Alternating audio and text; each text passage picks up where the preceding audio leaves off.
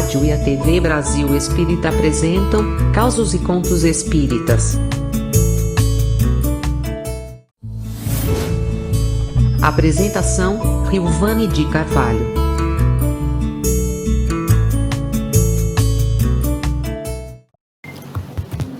Olá, meus irmãos, boa noite, sejam muito bem-vindos a mais um programa Causos e Contos Espíritas. Eu sou Rilvane de Carvalho e é com muita alegria que reencontro vocês na rádio e na TV Brasil Espírita. Amélia Rodrigues, nos prolegômenos de seu livro Vivendo com Jesus, psicografado por Divaldo Pereira Franco, nos realça a grandiosidade da vinda do Cristo à Terra e nos convida a segui-lo dizendo: modesta e significativa, a aldeia de Belém de Judá deveria receber aquele que é a luz do mundo e que viria à terra para que todos tivessem vida e a possuíssem em abundância. Ele chegou discreto, com uma brisa agradável e perfumada de um entardecer abrasador, produzindo bem-estar e alegria de viver. O mundo de então se encontrava incendiado pelo fogo devorador das paixões asselvajadas que dominavam as criaturas humanas. Soberba e desvairada, a sociedade e as nações exaltavam o poder transitório e submetiam-se à glória fúnebre das armas, não havendo lugar para o amor nem para a fraternidade. O monstro da guerra devorava as vidas que se lhe entregavam inermes, e o jogo da força trucidava quaisquer possibilidades de esperança e de paz. A ilusão dos valores terrestres permanecia sombreando a claridade da justiça e a oportunidade da vivência da dignidade sem jaça. Todas as profecias que anunciavam a era da verdade foram confundidas por Israel, com o desejo doentio de dominar outros povos, quando chegasse o seu Messias, que desejavam seria sanguinário e vingativo.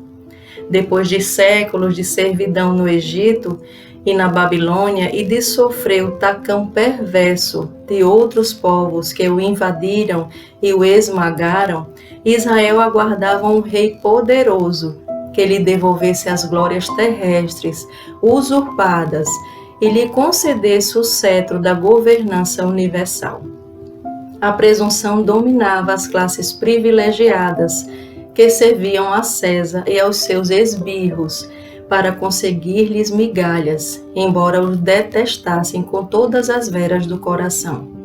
Os miseráveis avolumavam-se e os sem terra, sem teto, sem trabalho, entregavam-se à hediondez da rapina, da ociosidade, nos antros em que se homiziavam.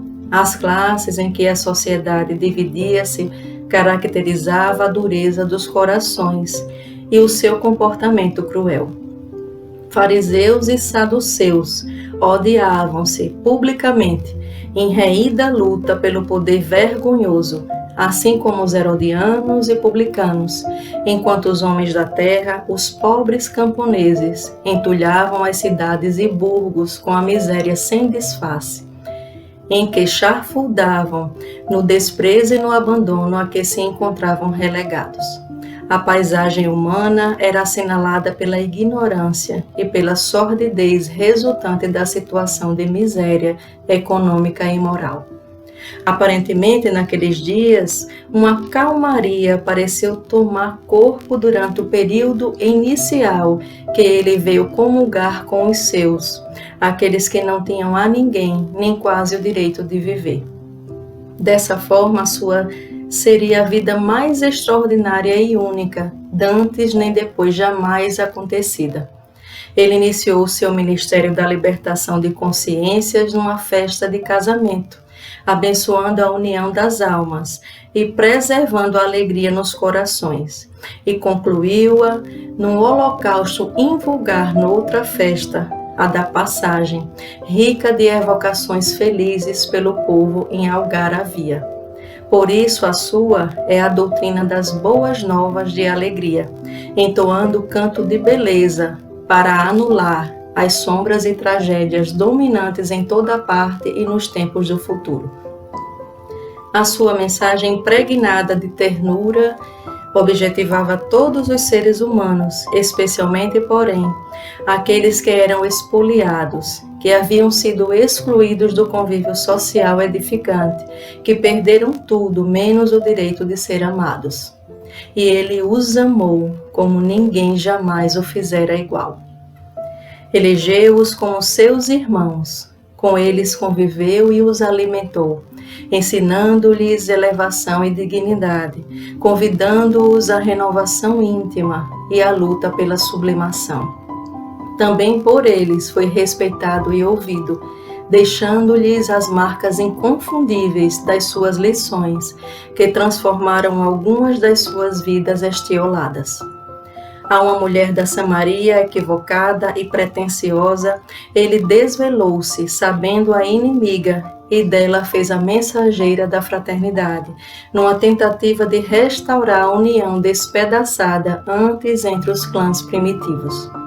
A outra, que era profundamente perturbada, vivendo em conúbio com espíritos obsessores, ele ofereceu as mãos gentis e transformou-a no exemplo edificante de propagadora das suas palavras, tornando-a a primeira pessoa a vê-lo redivivo além da morte.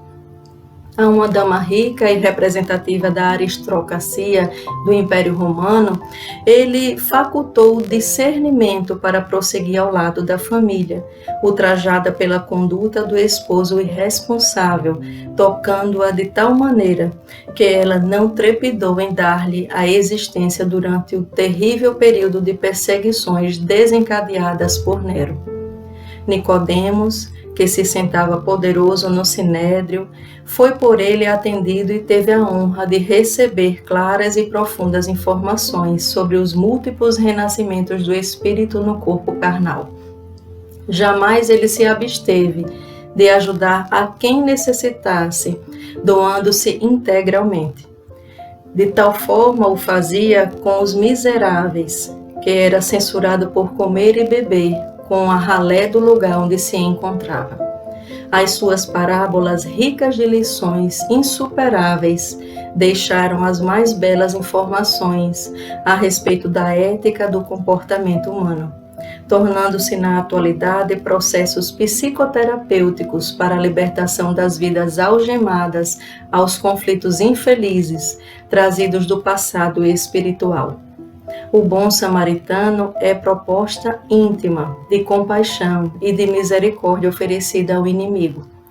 O filho pródigo é ensinamento superior sobre o arrependimento com a reabilitação de que todos necessitam.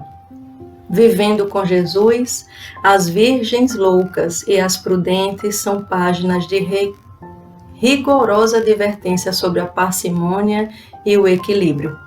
A figueira que secou permanece na condição de convite vibrante à produtividade e ao bem. Comungou com a família de Zaqueu, o publicano detestado, que nunca mais o esqueceu. Demonstrou a Simão, o leproso, o que realmente é a dignidade e o que são as aparências enganosas. Utilizou-se de Lázaro e de suas duas irmãs para ensinar o significado do trabalho e a eleição do mais importante na vida. Sempre esteve a ensinar e a viver o ensinamento, e por isso aceitou como título somente o de mestre, porque realmente o era, Jesus. Ele permanece com o mais extraordinário ser que o mundo jamais conheceu, na condição de incomparável modelo para a humanidade. Possivelmente o encontraste nas jornadas passadas e não lhe foste fiel, optando pelo mundo em vez de segui-lo. Assumiste o compromisso de mantê-lo vivo nos corações e o confundiste no hálito das almas e dos sentimentos. Ei-lo que agora retorna e o reencontras, realmente desvestido do luxo e da ostentação religiosa do passado, com que o apresentaram ao mundo, desfigurando-lhe a grandeza. Simples e nobre, ele caminha anônimo. Entre as massas desvairadas, auxilia em silêncio e na ternura, abrindo portas para a conquista da plenitude. Vigilante, aguarda que lhe seja facultada a oportunidade de apresentar-se. Se, porém, ainda não o encontraste, para e reflexiona, direcionando os passos na sua direção. Compassivo e afável, ele está perto de ti. Busca viver com ele. Não postergues o momento, a fim de que não venhas a fazê-lo tardiamente. É a nossa querida irmã Amélia Rodrigues, que escreveu em Parnamirim, 11 de agosto de 2012, essas palavras. Então sigamos a orientação de Amélia Rodrigues e busquemos seguir a Jesus. Nos reencontremos com o nosso Mestre, nos abracemos com essa luz e sigamos à frente, adiante e para o alto. Um abraço, Deus abençoe a cada um.